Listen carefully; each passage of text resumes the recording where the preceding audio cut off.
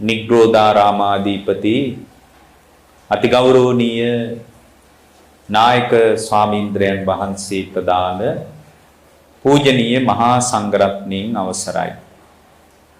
සුපින්වත්නි, ඔබ හැම දිනාම මේ මොහොතේ ඊ타ම ශ්‍රද්ධාවෙන් බලාපොරොත්තු වන්නේ ධර්ම ශ්‍රවණය කරන්නටයි, බණ අහන්නටයි.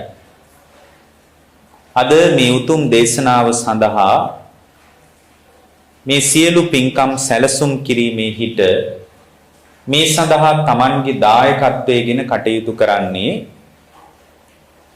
අංක 95 ගැමුණු මාවත කිරිබත්ගොඩ පදිංචි ලංකා බැංකුවේ විශ්‍රාමික ප්‍රධාන කළමනාකාරතුමන් වන සුජාතා හේමසිරි මහත්මිය සහ ලලිත් හේමසිරි මහත්මයා කියන පින්නතුන්ගේ ඍජු මැදිහත් වීමෙන් අද මෙබඳු දේශනාවක් මේ නිග්‍රෝධාරාම විහාරස්ථානයේ සිද්ධ වෙනවා.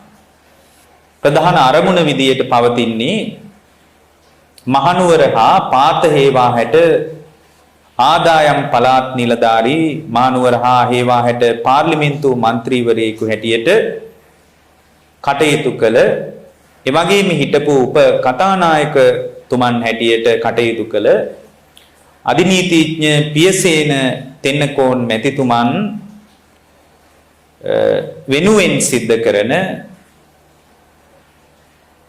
ගුණානුස්මරණ පින්කමක් හැටියටයි අද මේ දේශනාව විකාශනය කරන්නට Tamanගේ සැදැහැති දායකත්වයෙන් කටයුතු කරන්නේ. ශ්‍රී ලංකාවේ උපකථානායක තුමන් හැටියට කටයුතු කළ අධිනීතිඥ පියසේන තෙන්නකෝන් මැතිතුමන් ප්‍රදාන මියගිය සියලුම ඥාතීන්ට අපි ධර්ම දේශනාව අවසානයේ පුණ්‍යානුමෝදනා කරන්න බලාපොරොත්තු වෙනවා. දැන් ධර්ම ශ්‍රවණය කරන්න කාලය. පින්වත්නි, බුදුරජාණන් වහන්සේගේ බුද්ධ දේශනාව ප්‍රායෝගිකව ජීවිතයට ගලප ගන්න ඕන එකක්. ඒක කතා බහ කර කර ඉන්න ඕන එකක් නෙමෙයි. කතා බහ කර කර හිටපු පමණින් ප්‍රායෝගිකව ප්‍රතිඵල ලබා ගන්න පුළුවන්කමක් නැහැ. ඒ නිසා අපිට උනන්දුවක් තියෙන්න ඕන මේ ධර්මයේ ප්‍රායෝගිකව ජීවිතයට ගලපා ගන්නට. ඒතරේ ප්‍රායෝගිකව ජීවිතයට ගලපා ගන්න ශ්‍රාවකයාගේ හිත තුල තමයි සම්පූර්ණයෙන්ම කෙලෙසුන්ගෙන් නිදහස් වීමක් අත්දකින්න ලැබෙන්නේ. දැන් බුදුරජාණන් වහන්සේ දේශනා කළ ධර්මී ඉලක්කය තමයි සදාකාලිකවම හිත සුවපත් කරගන්න එක. හිත සුවපත් කර ගැනීම සම්බන්ධ ලෝකයට දාර්ශනික කතාවක් නැහැ. ලෝකයට තියෙන ඇඟ හදාගන්න එක ගැන උනන්දුවක් විතරයි. ලෝකේ ගොඩක් දෙනෙක් දන්නේ නැහැ හිත දියුණු කරන්න පුළුවන් බවවත්. අදට 2600කට එහා පැත්තේදී බුදුරජාණන් වහන්සේ පහළ වෙලා අපිට වදාලා මහණෙනි මේ හිත දියුණු කරන්න පුළුවන් කියලා. මේ හිත වඩන්න පුළුවන් කියලා. ධර්මයේ දියුණු කරන ශ්‍රාවකයා විසින් ප්‍රායෝගිකව ධර්මයේ Tamanගේ ජීවිතයට ගලපගත් ප්‍රමාණයට අනුව Tamanට සදාතනික සුවපත් භාවයක්, සදාතනික නිවීමක් උදා කරගන්න පුළුවන් බව භාග්‍යවතුන් වහන්සේ වදාලා. බුදුරජාණන් වහන්සේ දා කලේ ಭಾರತೀಯ ඉගැන්වීම් වලට නව ප්‍රතිසංස්කරණයක් ඉදිරිපත් කරපු එක. ඒතර බුදුරජාණන් වහන්සේ අපට මතක් කළා කුලය, ගෝත්‍රය, තත්වය මේ මොනවා කොහොම වුණත් මේ ධර්මීය ප්‍රායෝගිකව ගලප ගැනීම මත ලෝකේ ශ්‍රේෂ්ඨතම අවබෝධය කරා පැමිණෙන්න පුළුවන් කියලා. එක්තරා බමුණෙක් බුදුරජාණන් වහන්සේ ළඟට ඇවිල්ලා කියනවා ඔබ වහන්සේ කියන විදියට හිටියහම ශ්‍රේෂ්ඨත්වයට පත් වෙන්න පුළුවන් කියලා මම විශ්වාස කරන්නේ මම විශ්වාස කරනවා ලෝකේ විද්‍යාචරණ වෙන තරමටයි ශ්‍රේෂ්ඨත්වයේ තීරණය වෙන්නේ. ප්‍රයා එක්තරා විදියක චෝදනාත්මකව ඉදිරිපත් කිරීමක් කරනවා ඔබ වහන්සේ කියන විදියට දුක ඉවර වෙනවා කියලා මම පිළිගන්න කැමති නෑ. හැබැයි ලෝකේ විද්‍යාචරණ සම්පන්න වුණොත් එයා ශ්‍රේෂ්ඨත්වයටපත් වෙනවා කියලා මං හිතනවා. එතකොට භාග්‍යතුන් වහන්සේ ඇහුවා හොඳයි ඔයා කියන විද්‍යාචරණ කියන්නේ මොකක්ද? දැන් ඔයා විද්‍යාචරණයි කියලා කියනවනේ. මොකක්ද ඔයා කියන විද්‍යාචරණ සම්පන්න භාවය කියලා ඇහුවා. ඒතර බුදුරජාණන් වහන්සේ ඉදිරියේ මේ බමුණ කියනවා විද්‍යාව කියලා කියන්නේ ත්‍රිවේදය දැනගන්න එක. දැන් අපේ බුදුරජාණන් වහන්සේටත් වදාරනවානේ විද්‍යාචරණ සම්පන්න කියලා. ඒතකොට ඒ අදහස නෙමෙයි මෙතන මතුවෙන්නේ. මෙතන මතුවෙන්නේ පින්වත්නි වෙන එකක්. එයා විද්‍යාව කිව්වෙ මොකටද? මේ ත්‍රිවේදය ඉගෙන ගන්න එක. චරණය කියලා කිව්වේ ඉහළ කුලයක උපදින එක. ඔන්න යාගේ විද්‍යාචරණ අර්ථ දැක්වීම. ඒතර යා කියනවා මේ ත්‍රිවේදයේ ඉගෙනගෙන හොඳ කුලයක උපදුනාම තමයි ශ්‍රේෂ්ඨත්වයටපත් වෙන්නේ. එහෙම නැත්නම් ශ්‍රේෂ්ඨත්වයටපත් වෙන්න පුළුවන් කියලා අපි විශ්වාස කරන්නේ නැහැ. ඔබ වහන්සේ කොහොම කිව්වත් මම විශ්වාස කරන්න ලෑස්ති නැහැ. දැන් බලන්න යා බුදුරජාණන් වහන්සේ ඉස්සරහා උන්වහන්සේට ඍජුව ඉදිරිපත් කිරීමක් කරනවා. ඒතර බුදුරජාණන් වහන්සේ වදාලා ලෝකේ සැබෑම විද්‍යාචරණී කියන්නේ ඔකට නෙමෙයි. කුලේ මොකක් හරි කමක් නැහැ. ගෝත්‍රයේ මොකක් වුණත් කමක් නැහැ. තත්වයේ මොකක් වුණත් කමක් නැහැ. යම් කෙනෙක් තුල ප්‍රතිපදා සහිත බවක් තියෙනවා නම් තමා තුල ගුණධර්ම දියුණු කර ගැනීමේ උනන්දුවක් තියෙනවා නම් තමන්ගේ හිත හැදිලා නම් ධර්මයට අදාළව දැන් ධර්මයේ එක වාක්‍යයක් තියෙනවා ඔබ දන්නම තැනක තියෙනවා අර මංගල සූත්‍රයක තැනක තියෙනවා බාහු සච්ඡංච සිප්පංච විනයෝච සුසික්කිතෝ සුභාසිතාච යා වාචා ඒතම් මංගල මුත්තමන් කිය. බාහු සච්ච. දැන් මේක නිවනට උදව් වෙන ආකාරයෙන් මේ ගාථාව අර්ථ විග්‍රහ කරගත්තොත් බාහු සච්ච. බාහු සච්ච කියලා නිවන් මාර්ගයේ පැත්තෙන් කතා කළොත් එයා දැනුගත් වෙන්න ඕන බුදුරජාණන් වහන්සේගේ මූලික පණිවිඩේ. ඒ කියන්නේ යාගේ ඔළුව හැදිලා තියෙන්න ඕන නිවන කරා යනවා නම් බාහු සච්ච. බාහු සච්ච කියලා කියන්නේ බොහෝ දහම් දැනුමින් දහම් දැනුම කියලා කියන්නේ මේ තමන් තුළ ගොඩනගාගත්ත පටිච්ච සමුප්පාදය පිළිබඳ නුවණ තිබ්බොත් පංචස්කන්ධය පිළිබඳ නුවණ තිබ්බොත් මේ ලෝකේ ආස්වාද ආදීනව නිස්සරණ පිළිබඳ නුවණ තිබ්බොත් අන්න ඒකට බාහු සච්ච කියනවා. සිප්පංච ඒත් එක්කම ශිල්පීය කුසලතාවයක් තියෙන්න ඕනේ. ඒ කියන්නේ අර බාහු සච්ච සිප්පංච කියලා කියන්නේ අර තමන්ගේ මනස තුල ගොඩනගාගත්ත දහම් දැනුම ප්‍රායෝගිකව ගලපා බලන කුසලතාවයේ තියෙන්න ඕනේ.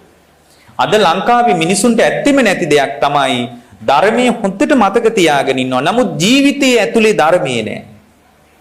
ප්‍රායෝගික හැසිරීම ASCII ධර්මයේ නැහැ. ඒතර ප්‍රායෝගික හැසිරීම ASCII ධර්මයේ නැති වුණොත් එහෙම කුයිතරම් බණ පාඩම් කරගත්තත් වැඩක් නැහැ.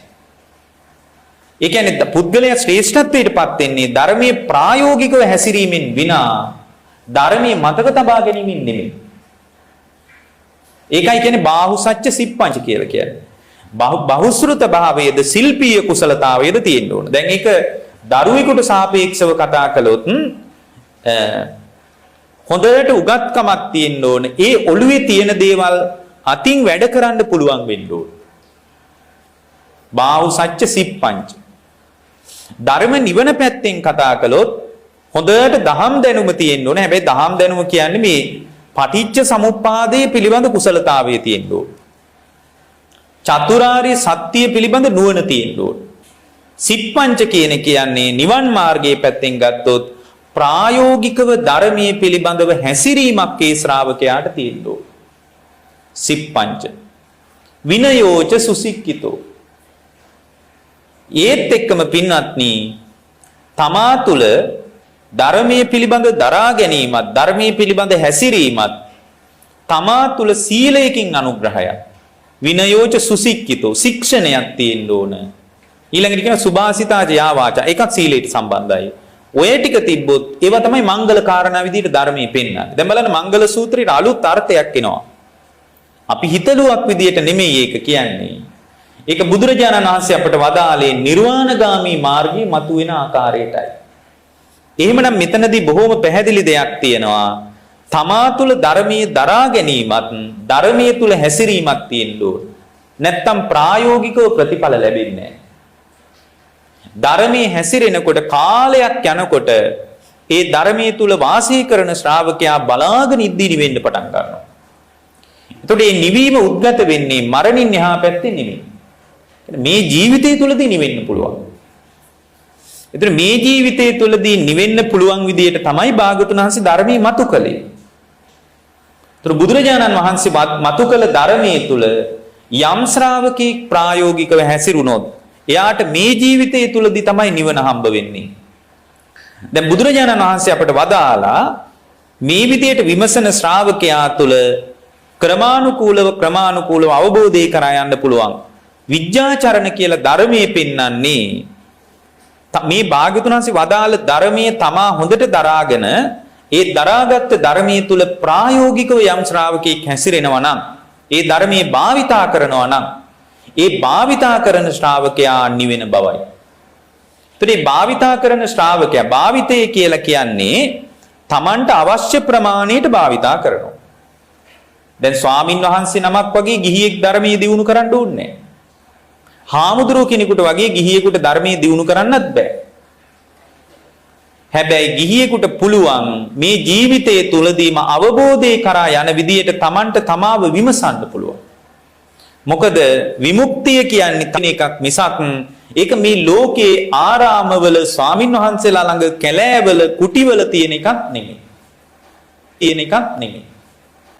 මිනිස්සු හිතාගෙන ඉන්නවා අවබෝධයට අදාළ වැඩපිළිවෙල ලෝකයෙන් හම්බෙයි කියලා. ඒක කවදාවත් ලෝකයෙන් හම්බ වෙන්නේ නැහැ. මොකද බුදුරජාණන් වහන්සේගෙන් එක්තරා වෙලාවක සුචිලෝම කියලා සූත්‍රයක් තියෙනවා. බුදුරජාණන් වහන්සේ වැඩ ඉන්නවා තංකිත මංච කියලා ස්ථානයක. එතකොට සුචිලෝම කියන යක්ෂයා එයාගේ විමානයේ තමයි තංකිත මංච කියලා කියන්නේ. එතනට එයා ඇවිල්ලා එයා දැනගත්ත මේ ශ්‍රමණීක් Tamanගේ විමානයට ඇවිල්ලා කියලා. එයාට හරි ලැජ්ජාවක් හිතුණා මේ පැවිද්දෙක් Tamanගේ විමානයට ආවා කිව්වහම. එයා බුදුරජාණන් වහන්සේගේ ඇඟට හේතු වෙලා වාඩි වුණා. හේතු වෙලා ටිකක් ඇඟට එකපාරක් එක පැත්තකින් හේතු වෙලා වාඩි වෙලා තියෙනවා. එතකොට බුදුරජාණන් වහන්සේ ඇඟ පොඩ්ඩක් අයින් කරගත්තා. ඇඟ පොඩ්ඩක් එහාට කරගත්තා. අතකෝ අපනාමීස්. එතකොට ඒ යක්ෂයා S2 ටිකක් නලල රැලි ගන්නලා කියලා තියෙනවා ශ්‍රමණය බායාසිමන් සමනෝ ශ්‍රමණී මට බය වුණා නේද කියලා අහලා තියෙනවා. ඒතර බුදුරජාණන් වහන්සේ වදාලා මම ඔයාට බය වුණේ නැහැ. හැබැයි ඔයාගේ ඇඟෙන් එනවනම් යම් පහසක් ඒක හරි ගොරෝසුවට මට දැනෙනවා. ඒකයි මම පොඩ්ඩක් ඇඟ අයින් කරගත්තේ කියලා. ඒ කතාව බොහොම දිගින් දිගට ගිහින් එයා අන්තිමටම බුදුරජාණන් වහන්සේගෙන් ප්‍රශ්න කීපයක් අහලා තියෙනවා. ඒකේ පළවෙනි ප්‍රශ්නේ තියෙනවා රාගෝච දෝසෝච කුතෝ නිදාන. ශ්‍රමණය රාග ద్వේෂ කොහෙද ඇති වෙන්නේ? අපි මොහොන දෙන අරුබුදය තමයි රාගය හා ద్వේෂය. තව විදිහකින් කිව්වොත් ඇලීම් සහ ගැටීම්. ඔච්චරයි ලෝකේ තියෙන්නේ. එතකොට ඇලීම් සහ ගැටීම් ඇති වෙන්නේ ඇස කන නාසය දිවකය මනස කියන හය පැත්තෙන් විතරයි. ඔය හය පැත්තට වඩා කොහෙන්වත් ලෝකේ අත්දැකීම් වලට අපි විවෘත වෙන්නේ නැහැ. එක්ක ඇහෙන් දකින රූපයට අපි ඇලෙනවා, එක්ක ගැටෙනවා. කනින් අහන ශබ්දයට ඇලෙනවා, එක්ක ගැටෙනවා. එතකොට මෙයා අහන්නේ රාගෝච දෝසෝච කුතෝ නිදාන. ශ්‍රමණය රාගයයි ද්වේෂයයි කොහෙද ඇති වෙන්නේ කියලා. තුර භාග්‍යවතුන් වහන්සේ බොහොම සරල උත්තරයක් දෙන්නේ රාගෝච දෝසෝච ඊතෝ නිදාන. රාගයයි ද්වේෂයයි ඇති වෙන්නේ එතනමයි. එතනමයි රාග ද්වේෂ ඇති වෙන්නේ. එතකොට රාග ද්වේෂ කියන ඒවා තියෙන්නේ බාහිර ලෝකේ නෙමෙයි. බාහිර ලෝකේ රාග ද්වේෂ කියලා එකක් නැහැ. හැබැයි ලෝකය හැමදාමත් කැමති රාග ද්වේෂ පැත්තට යන්නයි. රාග ද්වේෂ පැත්තට යන්නයි ලෝකයේ කැමති. බුද්ධ දේශනාවේ ස්වභාවය අනිත් පැත්තට හිතන්න උගන්වන එක. දැන් සාමාන්‍ය ලෝකේ රාගයේ පැත්තට යද්දී බුදුරජාණන් වහන්සේ විරාගයේ පැත්තට යන්න උගන්වනවා. සාමාන්‍ය ලෝකේ කාමයේ පැත්තට යද්දී බුදුවරු නිස්කාමයේ පැත්තට යන්න උගන්වනවා. ඒකට කියන්නේ ප්‍රතිවිරුද්ධ චින්තනය කියලා. රාගේ සංසාර මඟ නියෝජනය කරනවා, විරාගේ නිවන් මාර්ගේ නියෝජනය කරනවා. විරාගී ශ්‍රාවකෙක් හදන්න තමයි බුදුරජාණන් වහන්සේගේ ධර්මයේ උදව් කරන්නේ. ඇත්තටම ඔබ ඇස කන නාසය දිවකය මනස තුලින් අත්දකින්න ලෝකයේ කෙරෙහි ඔබට රාගයක් ඇති වෙන්නේ නැත්තම් එදාට ඔබ ආයේ උපතක් කරා යන්නේ නැහැ. රාග දේශ ඇති වෙන තාක්කල් විතරයි පින්වත්නි උපදින්නේ. එක තැනකදී බුදුරජාණන් වහන්සේගේ එක ශ්‍රාවකෙක් ඇවිල්ලා අහනවා මේ නිබ්බාන කියලා ඔබ වහන්සේ මේ නිවනක් ගැන කතා කරනවා මොකක්ද නිවන කියලා කියන්නේ. ඒතර බුදුරජාණන් වහන්සේ මතක් කරනවා රාගක්කයෝ දෝසක්කයෝ මෝහක්කයෝ නිබ්බාන. රාගේ ඇත්තේ නැත්තම් ඉතුරු නැතුවම නිරුද්ධ වෙලා නම්, ද්වේෂයේ අඹමල් රේණුවක්වත් නැත්තම්, මෝහයේ අඹමල් රේණුවක්වත් නැත්තම් එතන තමයි නිර්වාණය කියලා කියන්නේ. බලන්න නිවන ගැන කොච්චර කේන්ද්‍රගතයිද. එහෙමනම් රාග ද්වේෂ ඇති වෙන්නේ ඇස කන නාසය දිවකය මනස හරහා විතරයි. ඒවා කෙරේ රාගේ දුරු වෙලා නම් එයා නැවත උපතක් කරා යන්නේ නැහැ. දැන් අපිට තියෙන ගැටලුව රාගයයි ද්වේෂයයි කොහෙද ඇති වෙන්නේ කියන එක. ඒක තමයි අපිට තියෙන ගැටලුව. බුදුරජාණන් වහන්සේගෙන් අහනවර තංකිත මංච කියන ස්ථානේ වැඩ ඉන්නකොට රාගයයි ද්වේෂයයි කොහෙද ඇති වෙන්නේ කියලා අහනකොට උන්වහන්සේ කියනවා රාගෝච දෝසෝච ඊතෝ නිදාන. රාගයේ ද්වේෂයේ ඇහැපිට පේන රූපේ තියෙනවා නෙමෙයි. ඒ රූපේ නිසා අපේ තියෙන මෝහය නිසාම අපේ හිතේ උපදින රාගය. එහෙනම් රාගය කියන්නේ හැඟීමක්. හිතේ උපදින හැඟීමක්. ඒකට ඕනෑවට වඩා වටිනාකම් දුන්නාම ඒ වටිනාකම් දුන්න නිසාම යාට සිතින් කයෙන් වචනෙන් ගොඩාක් දේවල් කරන්න වෙනවා. එතකොට යාට අලුතෙන් කර්ම සකස් වෙනවා. අලුතෙන් කර්ම සකස් වුනොත් කර්මයේ කියන භූමියේ තමයි විඥානේ නැවත නැවත පහළ වෙන්නේ. විඥානේ නැවත නැවත පහළ වෙන්නේ. ඔන්න ඔය විඥානේ නැවත නැවත පහළ වෙන ක්‍රියාවලියට අපි කියනවා මොකද්ද? සංසාරය කියන. දැන් ඔබේ හිත පරිස්සම් වුණොත්, ඒකයි බුදුදහම කියන්නේ හිත පරිස්සම් කරගන්න කියලා. ඔබේ හිත තුල රාගය ද්වේෂය ඇති වෙන්නේ නැති විදියට ඔබේ හිත පරිස්සම් වුණොත් ඔබ අත්දකින්න ලෝකේ කියන්නේ මොකද්ද? ඇසට පේන රූප, කනට ඇහෙන ශබ්ද, නාසයට දැනෙන ගඳ සුවඳ, දිවට දැනෙන රස, කයට දැනෙන පහස, මනසට එන අරමුණු ඔච්චරයි. ඔය අත්දකින්න ඔවට කියන්නේ සලායතන කියලා. ආයතන හයෙන් අත්දකින්න ලෝකයේ කෙරෙහි ඔබට රාගයේ අංශු මාත්‍රයක්වත් නැත්තම් ඔබට ඇහෙන් දකින්න රූපේ එතන මෙතනම අතහැරලා දාන්න පුළුවන්. අතහැරුණාට පස්සේ ඔබේ හිතේ ඒ රූපේ නිසා හිතේ රාගය උපදින්නේ නැහැ.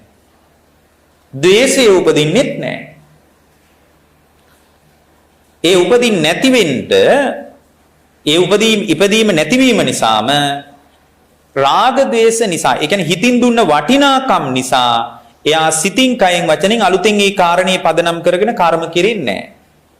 කර්ම කෙරෙන්නේ නැති නිසාම එයා ආය උපතක් කරා යන්නේ නැහැ. ඔන්නෝක තමයි නිර්වාණය කියලා කියන්නේ. දැන් සාමාන්‍ය ලෝකයේ කෙනෙක් කැමති රාගයත් එක්ක ද්වේෂයත් එක්ක Tamanගේ ගනුදෙනුව හදාගන්න. සාමාන්‍ය ලෝකයේ කෙනෙක් කැමති ඒ විදියටයි. රාගය ඇති වෙන්නේ නැත්නම් බලෙන් හරි අවශ්‍ය ගන්නයි බලන්නේ සාමාන්‍ය ලෝකයේ කෙනෙක්. රාගය කියන්නේ ඇල්ම කියන එකයි. එක්තරා වෙලාවක බුදුරජාණන් වහන්සේ භික්ෂු සංඝයාට මතක් කළා, පින්වත් මහණෙනි, මේ අත්දකින්න ලෝකයේ කෙරෙහි රාගය උපදව ගන්න එපා, ද්වේෂය උපදව ගන්න එපා, මෝහයක් උපදව ගන්න එපා. ඒ නිසා හිත පරිස්සම් කරගන්න තියෙන ක්‍රමයේ තමයි මහණෙනි සතිපට්ඨානය දියුණු කරන එක. මහණෙනි හොඳට සිහිය පිහිටවාගෙන වාසය කරන්න කියලා අනුශාසනා කළා මේ අලුතින් මහාන වෙච්ච තරුණ හාමුදුරුවෝ ටිකකට. මේ විදියට කිව්වාම මේ සිද්ධිය මාරයා දැක්කා කියනවා. ඔය මාර බලපෑම කියන එක පැති කීපයකින් කතා කරන්න ඕනේ. සමහර අය හිතනවා පුද්ගල මාරයෙක් නෑ කියලා. ඉන්නවා. පරිනිම්මිත වසවර්තියේ ඉන්නවා වසවර්ති දිව්‍ය පුත්‍රයා කියලා කෙනෙක්. එයාට තමයි පුද්ගල මාරයා කියලා කියන්නේ. හැබැයි මරණයටත් මාරයා කියලා කියනවා. ඒකට කියන්නේ මච්චු මාර කියලා. මාරයා රංගියා කියලා කියන්නේ. ඒ කියන්නේ මරණයටත් ධර්මයේ මායя කියලා හඳුන්වලා තියෙනවා. ස්කන්ධ මාර කියලා තව කොටසක් තියෙනවා. රූප වේදනා සංඥා සංකාර විඥාන කියන මෙන්න මේ ස්කන්ධයන්ටත් මායя කියලා ධර්මයේ හඳුන්වලා තියෙනවා. අபிසංකාර මාර කියලා තව පැත්තකින් කතා කරනවා. මේ පින පව ධ්‍යාන වලටත් මායя කියලා හඳුන්වනවා. ඇයි? පින් කරන්න සංසාරෙටමයි එකතු වෙන්නේ. පව් කරන්න නැවත සාංශාරික ජාලයටමයි එකතු වෙන්නේ. ඒ නිසා පිනද පවද ධ්‍යානයේද මේවටත් මායя කියලා හඳුන්වලා තියෙනවා. එහෙමනම් මාර කියන එක නිකම්ම සංකල්පයක් නෙමෙයි. ඔය පුද්ගල මාර කියලා ස්වභාවයකුත් තියෙනවා. ඒකේ විවිධ බලපෑමුත් තියෙන බවක් අපට පේනවා. ධර්මයේත් ඒක සඳහන් වෙලා තියෙනවා. දැන් අර අලුතෙන් මහාන වෙච්ච හාමුදුරුවරුන්ට බුදුරජාණන් වහන්සේ කර්මස්ථාන දීලා කිව්වා මහණෙනි ඔබලා මහන්සි විය යුත්තේ රාග දේශ මොහ ඇති නොවන ආකාරයටයි. රාග දේශ මොහ ඔබේ හිත තුල රැඳෙන්නේ නැති ආකාරයට ඔබ ඇස ප්‍රවේශම් කරගත යුතුයි කන ප්‍රවේශම් කරගත මේ විදිහට කියලා භාග්‍යවතුන් වහන්සේ වදාලා මහණෙනි දැන් ඔබටත් එනවා ප්‍රශ්නය මොකක්ද? හරි. ඇහෙන් රාගයයි දේශයයි ඇති වෙන එක නම් අවුල. රාග දේශ මොහ ඇති වුණාම නම් කර්ම සකස් වෙන්නේ. හොඳයි ඔබ වහන්සේලා කර්මීය සකස් නොවීම පිණිස මොකක්ද අපිට කරන්න කියන්නේ? කරන්න කියන්නේ තමා සතිපට්ඨානයේ තුල තමන්ගේ ජීවිතේ පිහිටුවා ගන්න එකයි.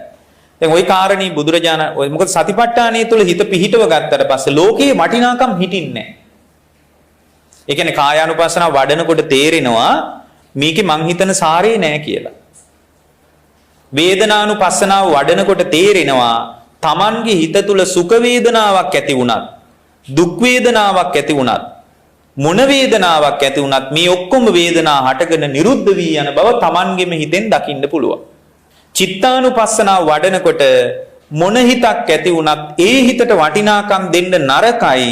මොකද මොන හිතක් පහළ වුණත් ඒ හිත එතනම නිරුද්ධ වෙවි නිවි යන බව තමන්ටම තමන්ගේ හිතින් දකින්න පුළුවන්. එතකොට හිතට වටිනාකම් හිටින්නේ නැහැ. සරාගං වා චිත්තං සරාගං චිත්තන්ති පජානාති. රාගසිතක් ඇති වෙනකොට රාගසිතක් ඇති වූ බව දැනගත්තට පස්සේ එයා දන්නවා රාගසිතත් ඇති වෙලා නැති වෙලා යන එක මොනවටද අනවශ්‍ය වටිනාකමක් දෙන්නේ ඇති වෙලා නැති වෙලා යන එකට කියලා යාම හිතින් දැක්කට පස්සේ සිතට අමුතුවෙන් වටිනාකම් ලැබෙන්නේ නැහැ. මේ විදිහට සතිපට්ඨානෙ වඩ아가න යනකොට වටිනාකම් හිටින්නේ නැහැ. ඒ නිසා බුදුරජාණන් වහන්සේ මේක වඩන්න කියලා කියනකොට අර මාර්යා වයසක මිනිහෙක්ගේ වෙස්යක් මවාගෙන ඒ වෙනකොට බුදුරජාණන් වහන්සේගේ මේ සංඝයා වැඩ හිටියේ පින්වත්නි මේ ස්වාමීන් වහන්සේලා වැඩ හිටියේ බුදුරජාණන් වහන්සේගේ මූල් ගමේ ශාක්‍ය ජනපදයේ. ඒතර ශාක්‍ය ජනපදයේ ටිකක් කැලෑවක තමයි වැඩ හිටියේ ගමක මායිමක. එතකොට බොහෝම කොන්ද නමාගත්ත වයසක මිනිස්සෙක් ටිකක් හොඳට ජටා මඬුළු බැඳගෙන හැරමිටියකුත් අරගෙන සත්වයේ හැමකින් කරපු කබායකුත් පොරවගෙන අර හැරමිටියට බර වෙලා කොන්ද කුදු වෙලා අර හාමුදුරුවෝ ළඟට ආව. ඔක්කොම තරුණයෝ.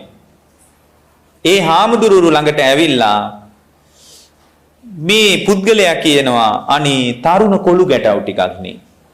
අර හාමුදුරුවන්ට කියනවා තරුණ කොළු ගැටව් ටිකක්. කාම සම්පත් විඳින්න ඕන කාලේ මහාන වෙලා. මොකට මහාන වුණාද දන්නේ නැහැ. අර තරුණ හාමුදුරුවෝ නැහෙන්න කියනවා මේ තරුණ කොළු ගැටව් මොනවටද මහානකම් කරන්නේ බලන්න එපාය මේ කොණ්ඩෙත් කළු පාටයි. කළු කෙස් තියෙන කාම සම්පත් හොඳට විඳින්න ඕන කාලේ මේ පොඩි තරුණයෝ මහාන වෙලා මේ ළඟදී හම්බ වෙච්ච ධර්මයක් වෙනුවෙන් වීරිය කරනවා අනේ පව් කියලා කිව්වා. අද නම් ඔය වගේ කතාවක් කිව්වොත් අහුවෙන්නේ නැද්ද? ආවෙනවා. ඇත්ත තමයි මේ කියන්නේ. මොකටද මේ තරුණ කාලේ මේ බඳු ධර්මයක් පැත්තට අපි ඉන්නේ. අපි ඉතින් පස්සේ කාලේ බැරිය දැන් ඔය එක වෙලාවක සුභා තෙරණිය ළඟට ඇයගේ පරණ පෙම්වතා පරණ ඇයට ප්‍රේම කරපු තරුණයා ඇවිල්ලා කියනවා ඔයා ඔය විදියට සිවුරක් පොරවගෙන ඉන්න එපා. ඒක නුසුදුසුයි. ඔයාගේ රත්තරන් පාට හැම සිනිදු කසී සලු වලිනුයි වසන්න ඕන. ඔය වගේ කාට රෙද්දකින් ඔය ඇඟ වහගෙන ඉන්න එපා. ඒක හොඳ නෑ. මට ඔයාව පේන්නේ මට ඔයාව හරියට පේන්නේ විශාල නෙළුම් මල් වනයකට රාක්ෂේ කරක් ගත්තා වගේ. කෝ ඔයාගේ කැරලි ගැහිච්ච කොණ්ඩය. ඔයාට ඒ කොණ්ඩයයි හැඩ. මුඩු කරගත්ත හිසක් ඔයාට හැඩ නෑ. මේක තමයි සාමාන්‍ය කාම ලෝකී කතාව. හැබැයි ධර්මයේ කතාව ඒක නෙමෙයි. ධර්මයේ කතාව නිස්කාමයටයි බර. විරාගයටයි බර. ඔය වගේ කොණ්ඩයක් තියෙන, ඔය වගේ ඇඟක් තියෙන, ඔය වගේ රත්තරන් පාට හමක් තියෙන කෙනෙක් කොහොම ඉන්න ඕනේ නැහැ. බලන්න ඔයාගේ ඇස් දෙක දිහා. ඔයාගේ ඇස් දෙක හරියට මුවැත්තියෙක්ගේ වගේ ලස්සනයි. ඔය ඇස් දෙක තමයි මාව වශී කළේ. එතකොට අර දැන් අද ඉන්න නෝන කෙනෙකුට ඔය වගේ කතාවක් කිව්වොත් එයා සමහරට කායිත් කාමරේට ගිහිනුත් කණ්ණාඩිය ළඟට ගිහින් බලයි ඇත්තද මගේ ඇස් දෙකද යන නේද මේ කිව්වේ කියලා එයා බලන්නේ නැද්ද? බලනවා. දැන් බලන්න යථාර්ථයට විවෘත වෙච්ච අවුරුදු 20ක විතර සුභාතෙරණිය නම් වූ ඊතා සොඳුරු තරුණිය පැවිදි වුණා. ඇයි කියනෝ නෑ එහෙම කියන්න එපා. ඔයා ප්‍රාර්ථනා කරන කෙනා මම නෙමෙයි. ඔයා ප්‍රාර්ථනා කරන ලෝකයේත් මගේ ලෝකේ නෙමෙයි. එතකොට අර තරුණයා කියනවා එහෙම කියන්න එපා. ඔයා කියන්න ඕන දෙයක් මං කරන්නම්. ඔයා කියන ඕන දෙයක් කරන්නම්. මම ඕන්නම් මහාන වෙන්නම්. ඔයත් සිවුර අත්හැරලා එන්න. සිවුර අත්හැරලා ඇවිල්ලා අපි දෙන්නම හොඳට කාම සම්පත් විඳිමු. විඳලා ජීවිතේ හවස් වෙනකොට සන්ධ්‍යාවට යනකොට අපි දෙන්නම ගිහින් මහාන වෙමු. එකට මහාන වෙමු. එතකොට කාම ලෝකෙත් විඳා වෙනවා. ධර්මයක් විඳා වෙනවා. අද ඔය වගේ කතාවක් කිව්වොත් අනිවාර්යෙන් මේ කතාවට අහු වෙනවා. ඒ කියන්නේ අද මිනිසුන්ට සති සම්පජඤ්ඤේ නැහැ. එතකොට මේ කාම ලෝකේ ඕන දෙයකට අහු වෙලා යනවා. ඊට පස්සේ දන්නේම නැතුව එයා ධර්මීනුත් අයින් වෙලා. දැන් බලන්න මේ සුභාතරණී කියනවා. ඔයා ප්‍රාර්ථනා කරන කෙනා මම නෙමෙයි. මට මගේ පාඩුවේ ඉන්න දෙන්න. බැරිම තැන තමයි පින්වත්නි අර ඔය විදියට දිගින් දිගට කියනකොට මේ බැරිම තැන පින්වත්නි අය ඇස් දෙකම වර්ණනා කළානේ. ඇහැක් ගලවලා අතර දීලා තියෙන්නේ. ඒ කියන්නේ පින්වත්නි සාමාන්‍ය ලෝකේ වර්ණනාව ප්‍රශංසාව යන්නේ රාගයන්ට, ද්වේෂයන්ට. නමුත් ධර්මයේ කියන්නේ විරාගයේ මතුවෙච්ච එකක්. ඒ කියන්නේ දත් මිටි කාලා රාගය ඇති වෙනකොට රාගය ඇති කරගන්න නැතුව ඉන්නව නෙමෙයි. මේ ලෝකේ යථාර්ථවාදීව ප්‍රඥාවෙන් දකිනකොට નિરાයාසයෙන් මේ හිතේ රාගය හිටින්නේ නැහැ පින්වත්නි. નિરાයාසයෙන් හිටින්නේ නැහැ. ද්වේෂේ નિરાයාසයෙන් හිටින්නේ නැහැ මේ හිතේ. මෝහය નિરાයාසයෙන් හිටින්නේ නැහැ. මොකද මේ රාග දේශ ඇති වෙන්නේ මෝහය නිසා. ඇස ඉදිරියට ආපු රූපේ පිළිබඳ මුලාවෙන් දැක්කාම ඒ රූපේ කෙරෙහි එක්ක රාගයෙන් බැඳෙනවා එක්ක පටිගයෙන් බැඳෙනවා. ඕක තමයි සාමාන්‍ය ලෝකයේ කෙනෙක්ගේ කතාන්දරය. නමුත් ධර්මයෙන් බලනකොට තේරෙනවා මේ ලෝකේම හටගෙන නිරුද්ධ වී යන බව. දැන් ඔය අපි දේශනා කරපු දේශනා අහලා තියෙන අය දන්නවා ලෝකේම හටගෙන නිරුද්ධ වී යන බව. හටගත්ත තැනම නිරුද්ධ වෙන නිසයි අනිත්‍යයි කියලා කියන්නේ. එබඳු ලෝකයක් මගේ වසඟේ තියාගන්න බෑ මොකද අනිත්‍ය වෙලා යනවා. ඇස ඉදිරියට එන රූපයත් අනිත්‍ය වෙලා යනවා නම් ඔබගේ ඇහත් අනිත්‍ය වෙලා යන එකක් නම් ඇහ අනිත්‍ය වෙලා යන නිසානේ සුද එනවා කියනවා 40 ඇඳිරිය කියනවා මේ ඇහි එක එක කතාන්දර ගොඩක් අපි කියන්නේ ඇහ අනිත්‍ය වෙන නිසානේ. ඇසත් අනිත්‍ය වෙලා යන එකක් නම් ඇස ඉදිරියට ආපු රූපයත් නිතරම අනිත්‍ය වෙනවා නම් කාලයක් යනකොට නෙමෙයි සෑම මොහොතක් පාසම අනිත්‍ය වෙලා යනවා නම් ඒ ඇහි රූපේ පේන මට්ටමේන චක්කු විඥානය පහළ වුනේ නැත්තම් පේන්නේ නැහැ. දැන් මේ වෙලාවේ චක්කු විඥානය පහළ වෙලා තියෙන නිසා තමයි ඔබට මාව පේන්නේ. මානසිකාරයේ තියෙන තාක්කල් විතරයි ඔබට මාව පේන්නේ. එකපාරම මානසිකාරයේ gedara පැත්තට යවන්නකො. එතකොට චක්කු සම්පස්සේ නෙමෙයි තියෙන්නේ. එතකොට මනෝ සම්පස්සේ. ඇහැ මං ඉස්සරහම තියෙනවා. මමත් හිතාගෙන ඉන්න ඔබ මන් දිහා බලාගෙන ඉන්නවා කියලා. නමුත් මේ මොහොතේ ඉන්නේ ඔබ මනෝ සම්පස්සේ. එහෙමනම් ඒ කෙරෙහි මානසික අවධානය ඇවිල්ලා විඥානයේ පහළ නොවුනොත් එහෙම පේන්නේ නැහැ පින්වත්. විඥානයත් හටගෙන නිරුද්ධ වී යනවා නම් මේ ඇසයි රූපයයි ඇහි විඥානයයි කියන කාරණා තුන එකතුවට අපි කියනවා මොකක්ද? ස්පර්ශය කියලා. ස්පර්ශයත් හටගෙන නිරුද්ධ වෙලා යනවා නම්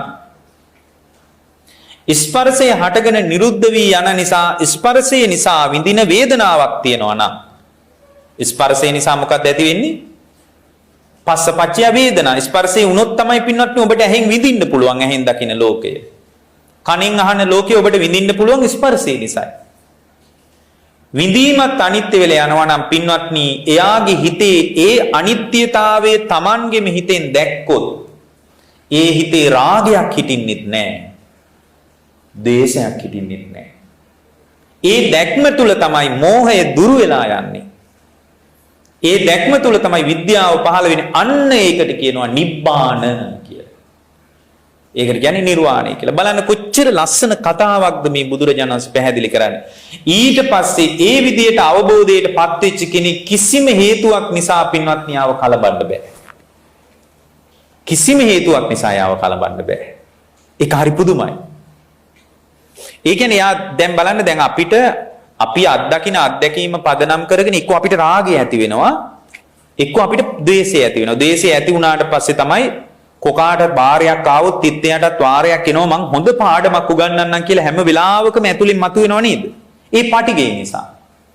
ඒතර මේක හේතුඵල සහිතව සිද්ධ වෙන දෙයක්. ඒ කියන්නේ මේ ඇසයි රූපයයි ඇහි විඥානයයි තුන එකතු වෙච්ච නිසායි මට පේන මට්ටම එන්නේ. මේ පේන මට්ටම තුල තමයි ස්පර්ශ වෙන්නේ. මේක ගැඹුරු කතාවක්. ස්පර්ශය නිසායි විඳිනකොට විඳින ලෝකයටයි තණ්හාව ඇති වෙන්නේ කියලා මේ කතාව හේතුඵල සහිතව බණකින් විතරක් නෙමෙයි Tamanගෙම හිතෙන් දැක්කොත් එයාට මේ ලෝකෙම ඇති වෙලා නැති වෙලා යන නිසා අනිත්‍යයි කියන එක තමා තුල ස්ථාවර වුණොත් එයා තුල ලෝකේ කවර සංසිද්ධියක් නිසාවත් කැළඹීමක් ඇති වෙන්නේ නැහැ.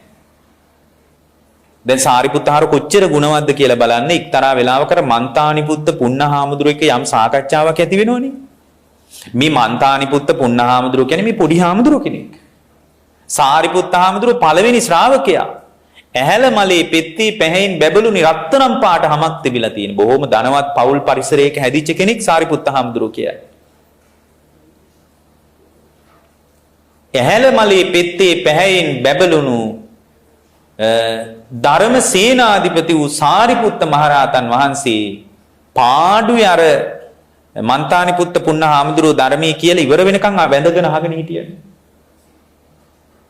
සාමාන්‍ය කෙනෙක් ඉවර වුණාම වැඳගෙන සිවුර ඒකාංශ කරගෙන කියනවා අර පොඩි හාමුදුරුවන්ට මන්තානිපුත්ත පුන්නහාමුදුරුවන්ට කියනවා ප්‍රිය ආයුෂ්මතුනි ඊටාම මිහිරි ධර්මයේ මිබඳු දහම් කතාවක් මතු කරපු ඔබ වහන්සේ කවුද කියලා අහනවා. ඒතකොට මන්තානිපුත්ත පුන්නහාමුදුරුවෝ කියනවා මට පුන්න කියලා තමයි කියන්නේ. මන්තානිපුත්තේට මම ආйти නිසා මට මන්තානිපුත්ත පුන්න කියලා තමයි ආමන්ත්‍රණය කරන්නේ කියලා අර පුන්නහාමුදුරුවෝ කියලා පුන්නහාමුදුරුවෝ අහනවා මේ හොඳයි මෙච්චර වෙලා බණ අහගෙන හිටපු තමුන්නාංශ කවුද කියලා. එතකොට කියන්න ගියාද ඇයි මං ගැන දන්නේ නැද්ද මමනේ පළවෙනි ධර්ම සේනාධිපති කියන්නේ මටනේ අයියෝ ආ දන්නේ නැද්ද කියලා ඇහුවේ නෑ. ඒ බලන්නේ නිහතමානීකම. උන්වහන්සේ කියනවා ආයුෂ්මතුනි මගේ අම්මාගේ නම සාරී බැමිණිය. අන්න බලන්න කියන විදිය. මගේ අම්මගේ නම සාරී බැමිණිය. ඒ සාරී බැමිණියගේ පුත්‍රයා තමයි මම. ඒ නිසා ප්‍රිය ආයුෂ්මතුනි මට සාරිපුත්ත කියලා කියන්නේ. එතකොට අර හාමුදුරන්ගේ ශරීරේ රෝමෝද්ගමණය වුණා. ඇයි? මේ ධර්ම සේනාධිපතින් වහන්සේනි මෙච්චර වෙලා බණ අහලා තියෙන්නේ. නැගිටලා කිව්වා අනේ ස්වාමීනි සමාවෙන්න. ඔබ වහන්සේ මෙච්චර වෙලා මං ඉස්සරහා වාඩි වෙලා බණ අහන්නේ කියලා දන්නවා නම් ස්වාමීනි මගේ කටින් මේ වචන ටිකවත් එළියට එන්නේ නැහැ. කොහොමද ඒ ගුණය? දන්නවා ලෝකේ රාගයක් හදා ගන්නවත්, පටිගයක් හදා ගන්නවත්, මාන්නයක් හදා ගන්නවත්, විචිකිච්ඡාවක් හදා ගන්නවත්, භව රාගයක් හදා ගන්නවත් ලෝකේ හේතු නැහැ. ඒවා අපි ඔළුවෙන් හදාගත්ත රොඩු. අපිම හදාගත්ත ඒවා. දැන් සාරිපුත්තහාම දැන් බලන්න මේක හේතුඵල සහිතව දැක්කට පස්සේ ඒ හේතුඵල සහිතව අනිත්‍යතාවයේ රිද්මය බව තේරුම් ගත්තාම කවදාවත් හිතේ කැළඹීමක් ඇති වෙන්නේ නැහැ. ඒක මනසින් ඒ සංසිද්ධිය තුලම දකින්න පුරුදුනාට පස්සේ ලෝකේ ඇලීමුත් නැහැ, ගැටීමුත් නැහැ. අර සාරිපුත්තහාඳුර වඩිද්දී එක මහත බමුණෙක් සාරිපුත්තහාඳුරට පිට පුරා පහරක් ගැහුවනේ. කේන්ති යනවද බලන්න. මොකද සාරිපුත්තහාඳුරම එක්තරා තැනක කියනවා මේ සාරිපුත්තහාඳුරන්ට එක හාමුදුරු කෙනෙක් චෝදනාවක් කළා. උන්වහන්සේ ඇඟේ හැප්පිලා සමාව ගත්තේ නැහැ කියලා. ඒ වෙලාවේ සාරිපුත්තහාඳුරු කියනවා බුදුරජාණන් වහන්සේ ඉස්සරහාම ස්වාමීනි මම පිණ්ඩපාතේ වඩින්නේ අං කැඩිච්ච ගුණෙක් වගේ. බිම් බලාගෙන පිණ්ඩපාතේ වඩින්නේ ස්වාමීනි මගේ අතින් එහෙම වුණාද මම දන්නේ නැහැ. හැබැයි මම හොත්තට කායගත සතිය පිහිටවාගෙන ඉන්නේ. ස්වාමීනි මේ භික්ෂුවට ඇත්තටම මගේ අතින් එහෙම එකක් වුණා නම් මට සමාව වෙන්න කිව්වා. ඒ හාමුදුරුව අභූත චෝදනාවක් කළේ. උතර බිම් බලාගෙන පිණ්ඩපාතේ වඩිනකොට අර බමුණට හිතුණා මේ කඩපිලක හිටිය මිනිහෙක් මේ මිනිසයාට ඇත්තටම කේන්ති යනවත් දන්නේ නැහැ කියලා බලන්න පිට පුරා පහරක් ගැහුවා. පින්වත්නි සාරිපුත්තයන් වහන්සේ අඩි 4ක් විතර ඉස්සරහට විසි වෙලා තියෙනවා. ඒ ගහපු පාරට හැරිලා බලලා නැහැ. සාරිපුත්තයන් වහන්සේට මොකද්ද හිතුනේ ඇත්තටම? දැන් හැරිලා බලන්න නැති වෙන්න උන්වහන්සේ නිවන්න තරම් උන්වහන්සේගේ චින්තනේ මොකද්ද වැඩ කළේ ඒ වෙලාවේ? දැන් හිතින්නේ පින්වත්නි පටිගය හෝ ද්වේෂය හෝ මොකක් හරි මතුවෙන්නේ. දැන් උන්වහන්සේ තුල පටිගයක් ඇති නොවන විදියට උන්වහන්සේගේ චින්තනීය තුල කෙබඳු ආකාරයක රටාවක්ද වැඩ කළේ. අන්න ඒක හරි වැදගත්. ඇයි? ලංකාවේ මිනිස්සු අවුස්සන්න ලොකු දේවල් ඕනේ නැහැ. එක බැල්මකින් අවුස්සන්න පුළුවන්. එහෙමනම් මේ චින්තනේ වටින්නේ නැද්ද? වටිනවා. බලන්න සාරිපුත්ත හාමුදුරුවන්ට හිතුනේ කයයි පහසයි කාය විඥානයයි තුන එකතු වුණා. අන්න හේතුඵල සහිතව දකින්න විදිය. මට ගැහුවාය මම් මොකටද ගුටි කන්නේ මං වගේ මිනිහෙක් ගුටි කාලා හරිය ඒ මොකක්වත් කතා නැහැ. උන්වහන්සේ දැක්කේ මොකද්ද? කයයි පහසයි කාය විඥානයයි තුන එකතු වුණා. මේ කයයි පහසයි කාය විඥානයයි තුන එකතු වීමට මොකද්ද කියන්නේ? මොකද්ද කියන්නේ ඒකට? ඒකට කියන්නේ ස්පර්ශය කියලා. ඇසයි රූපයයි ඇහි විඥානයයි තුන එකතු වෙනවා. කනයි ශබ්දයයි සෝත විඥානයයි තුන එකතු වෙනවා. දිවයි රසයයි જીවහා විඥානයයි තුන එකතු. මේවා එකතු වුණාන් පස්සේ තමයි රස දැනෙන්නේ, පහස දැනෙන්නේ, රූප පේන්නේ. මේ ඔක්කොම අහන, දකින, දැනෙන, හිතෙන මට්ටමේ ඉන්නේ ස්පර්ශයත් එක්ක. දැන් සාරිපුත්ත හාමුදුරන්ට හිතුනේ කයයි පහසයි කාය විඥානයයි තුන එකතු වුණා. කයයි පහසයි කාය විඥානයයි තුන එකතු වුණා. මේ ස්පර්ශය නිට්ටය එකක්ද අනිත්‍ය එකක්ද? අනිත්‍ය එකක්. මොකද කාය සම්පස්සේ ඇති වෙලා ආයෙත් මානසිකාරයේ ඇස පැත්තෙන් ගිහින් රූප පේන මට්ටම එනකොට චක්කු සම්පස්සේ ක්‍රියාත්මක වෙන්නේ. එතකොට චක්කු සම්පස්සේ ක්‍රියාත්මක වෙනකොට අර කාය සම්පස්සේ එතනම නිරුද්ධයි. ඒකත් තියාගෙනම පේනව නෙමෙයි. හිතට එච්චර හපංකමක් කරන්න බෑ. පේන මට්ටම තුලම දැනෙන්නේ කවදාවත්. දැනෙන මට්ටම තුල කවදාවත් පෙන්නේ නැහැ. මේ ඔක්කොම ඇතිවි නැතිවි යනවා. මේ වාගේ වේගය වැඩිකමට අපිට හිතෙනවා මේ ඔක්කොම එකට වෙනවා කියලා. ඒක අපේ අවිද්‍යාවට හිතෙන දෙයක්. මේක වඩාත් සරල දේශනාවක් ඇටියට මම කරන්නේ මෙතන දරුවෝ පවා ඉන්න නිසා. මේ සත්‍ය මේක හොද්දට Taman කල්පනා කරලා බලන්න මේක තමයි හැරවුම් ලක්ෂය. දැන් සාරිපුත්තයන් වහන්සේ දැන් අපිට කෙනෙක් ගැහුවොත් අඩි 2ක් විතර විසි වෙන්න. අනිත් පැත්තට හැරිලා ආයෙත් අපිත් කන පුරා පහරක් ගහන්නේ නැද්ද? ඊට පස්සේ අනේ ඔයා කලබල වෙන්න එපා කිව්වොත් මම මොකටද කලබල නොවී ඉන්නේ? මම පාරයිනි පාඩුවේ මම ගියේ. මම මොකටද කාගෙන්වත් ගුටි කන්නේ කියලා අපිට ගොඩාක් හේතු ඉන්නේ නැද්ද ඔළුවට? දැන් බලන්න සාරිපුත්ත හාමුදුරුව කෙනෙක් කියාවි මේක නිවට කමක් කියලා. ඒක නිවටකම නම් එබඳු නිවටේක් තමයි ධර්මය අල්ලන්නේ. වෙන කෙනෙකුට අල්ලන්න බෑ. ධර්මී ඉවසීම කොහොමද කියලා කකචූපම සූත්‍රයේ බලන්න බුදුරජාණන් වහන්සේ වදාරනවා පින්වත් මහණෙනි කකචූපම කියන්නේ කියතට කියන වචනයක්. පින්වත් මහණෙනි පණ පිටින් කකුල් දෙක කියතකින් දෙපැත්තෙන් කපද්දිත් ඒ කපන කෙනා කෙරෙහි වෛරී සිතක් උපදින්නේ නැත්තම් මහණෙනි එයා තමයි ධර්මය අල්ලන්නේ කියනවා. එච්චර ඉවසීමක් ඕන. ලෝකේ පැටලෙන්න වෙලාවක් නැහැ. නඩුහබ කිය ඉන්න වෙලාවක් නැහැ. පින්වත්නි, Tamanට හිරිහැරයක් කරපු කෙනත් එක්ක නඩු කිය ඉන්න වෙලාවක් නැහැ. තනි අතින් තනි කකුලෙන් හරි නිවන් දකින්නවා හැර. දැන් බලන්න සාරිපුත්ත හාමුදුරුවෝ දැක්කේ කයයි පහසයි කාය විඥානයයි තුන එකතු වුණා. ඒකට කියන්නේ මොකද්ද? කාය සම්පස්සය. කාය සම්පස්සේ නිට්ටය එකක්ද අනිත්‍ය එකක්ද? අනිත්‍ය එකක්. කාය සම්පස්සේ නිසා උපදිනව මොකද්ද? කාය සම්පස්සජා වේදනා. පටිච්ච සමුප්පාදයකට කියන්නේ පස්සපච්චය වේදනා කියලා. ස්පර්ශේ නිසා උපදිනව විඳීමක්. විඳීමක්. මොකද්ද විඳීම? එක්කෝ සැප වේදනාවක්, එක්කෝ දුක් වේදනාවක්. දැන් සාරිපුත්ත හාමුදුරුවෝ දැනුනේ මොකද්ද? දුක් වේදනාව. එතකොට සම්පස්සේ නිසායි දුක් වේදනාව ඇති උනේ. දැනෙන්නේ. කාය සම්පස්සේ නැත්තම් දැනෙන්නේ නැහැ. හොඳට ගැඹුරු නිින්දකට වැටිලා ඉන්න මිනිස්සෙකුට හයියෙන් පාරක් ගැහුවොත් දැනෙන්නේ නැහැ. ඊට පස්සේ අවදි වුණාට පස්සේ තමයි ඒක දැනෙන්න පටන් ගන්නේ. එහෙමනම් පින්වත්නි, සම්පස්සජා වේදනා, ස්පර්ශය නිසායි වේදනාව හටගන්නේ. ස්පර්ශය නිසා වේදනාව හට ගන්නවා නම් ස්පර්ශ වෙච්ච තැනම අනිත්‍ය වෙලා යන එකක් නම් ඒ නිසා ඇති වෙච්ච වේදනාව නිට්ටය එකක්ද අනිත්‍ය එකක්ද? අනිත්‍ය එකක්. අනිත්‍ය වී යන වේදනාවක් එක මං කවරකටද පැටලෙන්නේ කියලායි සාරිපුත්ත හාමුදුරුවෝ හිතුවේ. උන්වහන්සේට ගහපු කෙනෙක් පෙනුන්නේ නැහැ. ගහන එක ASCII සිද්ධ වෙච්ච හේතුඵල සම්බන්ධයයි පෙනුනේ. අන්න ඕකට තමයි පටිච්ච සමුප්පන්නව දලෝකේ දකින්නවා කියන්නේ. ඒක ස්ථාවර වෙන්නේ අරහත් සිතක් තුළ. ඒ ස්පර්ශ වීමේ ක්‍රියාවලිය දැකලා උන්වහන්සේ යථාර්ථ අවබෝධයට එනකොට උන්වහන්සේ දැක්ක ස්පර්ශයත් අනිත්‍යයි, ස්පර්ශය නිසා ඇතිවෙන වේදනාවත් අනිත්‍යයි. වේදනාව අනිත්‍ය නම් වේදනාව නිසා යම් වටිනාකමක් හිතේ හිටිනවා නම් ඒක නිට්ටය වෙන්න බෑනේ පින්වත්. ඔක්කොම අනිත්‍යයි කියලා දැක්කට පස්සේ උන්වහන්සේගේ හිතේ කැළඹීමක් ඇති වුණේ නැහැ. දැන් අර ගහපු මිනිස්සයාට හරි ප්‍රශ්නයක් ඇයි? ලෝකේ කියන්නේ ගැහුවොත් අනිත් පැත්තට හැරිලා ගහන්න කියලා. නමුත් මේ මුනිවරයා නිකන් හැරිලා බැල්මක්වත් දැම්මේ නැහැ. එතකොට යාට හිතුණා එහෙනම් බඩගිනි වෙලා යනවා ඇත්තේ. හොඳයි එනකොට බලා ගන්න පුළුවන් කියලා පාරටම වෙලා හිටියා. පාරටම වෙලා හිටියා. ඒත් උන්වහන්සේ ඔළුව හරවලා බලලා නැහැ. ඊට පස්සේ යන්න ඇරලා මෙයාට හිතුණා මේ මං දැක්කේ නැද්ද දන්නේ.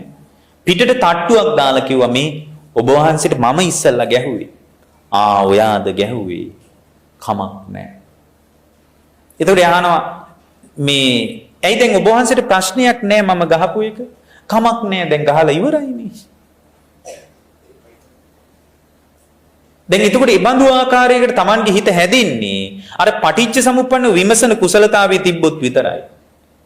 එහෙමනම් ලෝකේම අනිත්‍ය වශයෙන් දකිනකොට මේ අනිත්‍ය සංසිද්ධියක් ASCII මම වශයෙන් හෝ මගේ වශයෙන් හෝ මගේ ආත්මයේ වශයෙන් හෝ ගන්න තියෙන සාරේ මොකද්ද කියලා Tamanගෙම හිතෙන් දකිනකොට පින්වත්නි ලෝකයේ කෙරෙහි කැළඹීමක් එයාගේ හිත තුළ ඇති වෙන්නේ නැහැ.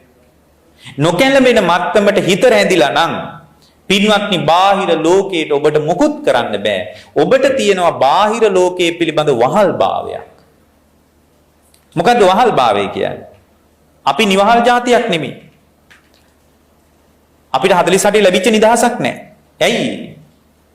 ලෝකේ සැබෑ නිදහස තමයි Tamanගේ චින්තන නිදහස. ඒ කියන්නේ අපි කොච්චර වහල්ද කියනවා නම් එළියේ තියෙන රූපයට පුළුවන් අපිව අඬවන්න. බැරිද? එළියේ තියෙන රූපයට පුළුවන් අපිව සනසන්න. එළියේ මේ ශබ්ද මාත්‍රයකට පුළුවන් අපිව අඬවන්න.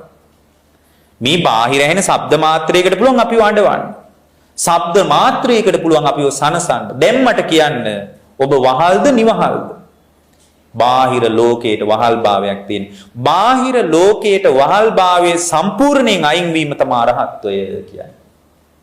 යම් දවසක රූප, ශබ්ද, ගන්ධ, රස, පොට්ටබ්බ ධර්මයන් කෙරෙහි ප්‍රියභාවයක්, මధుරභාවයක් සහිත ඔබ ඒවා පිළිගන්නේ නැත්නම් එදාට ඔබේ හිතේ තණ්හාව හිටින්නේ නැහැ පින්වත්. ඒ තණ්හාව හිටින්නේ නැති එකට කියනවා මොකද්ද? නිබ්බාන කියලා. හේමක ඇවිල්ලා අහන්නේ යම් ප්‍රිය රූපං සාත රූපං. දැන් බුදුරජාණන් වහන්සේ හරි ලස්සනට මතක් කරනවා මේ තණ්හාව ඇති වෙන විදිය.